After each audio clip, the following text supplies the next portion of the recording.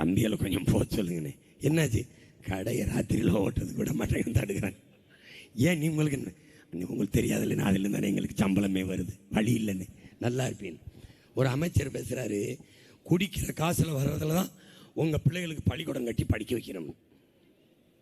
ஏய், எம்பிட்டு பெரிய வள்ளல்கள் பிறந்த நாடா இது.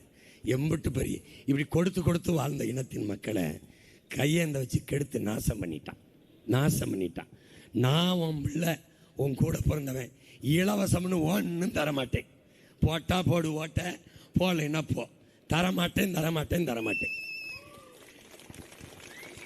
என் இன வரலாற்றில் இலவசம்ங்கிற சொல்லு இல்லாத அழிச்சிருவேன். என்ன கொடுப்பேன்? உலகத்தரத்திற்கு உனக்கு படிப்பை கொடுப்பேன். உன் பிள்ளைக்கு,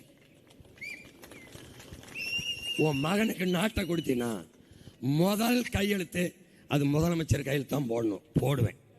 போட்டு வச்சுட்டு ரெண்டாவது பாரு எப்படி பேசுறேன் பாரு.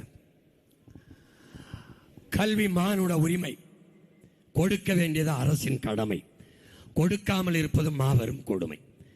கல்வியை கொடுக்க வேண்டியது அரசின் கடன், அதை மாணவர்கள் கடன் வாங்கி படிக்கிற நிலைமைக்கு தள்ளி பிறகு அந்த கடனை தள்ளுபடி செய்கிறேன் என்று சொல்வது கொடுமையிலும் கொடுமை.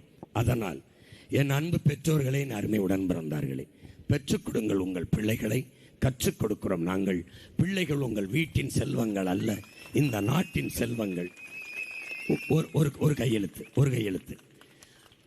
அரசு அதிகாரிகளோ, அமைச்சர் பெருமக்களோ, முதலமைச்சர் மகனோ பேரனோ, IAS IPS யாருடைய சட்டமன்ற உறுப்பினரோ அல்லது மாமன்ற உறுப்பினரோ நாடாளுமன்ற உறுப்பினரோ யாருடைய மகனோ மகளோ பேரனோ பேத்தியோ யாராக இருந்தாலும் அரசு பள்ளி கல்லூரியில் தான் படித்து ஆக வேண்டும். சட்டம் அங்கேதான் படிக்கணும்.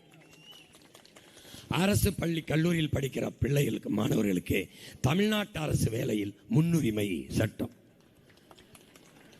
மீறி தனியார் பள்ளியில் தான் நான் என் பிள்ளையை படிக்க வைப்பேன் என்று சேர்த்தால், அந்த தகவல் உண்மை என்று அறிந்தால் அவருக்கு என்ன சம்பளம்? 1 லட்சம் ரூபாய்.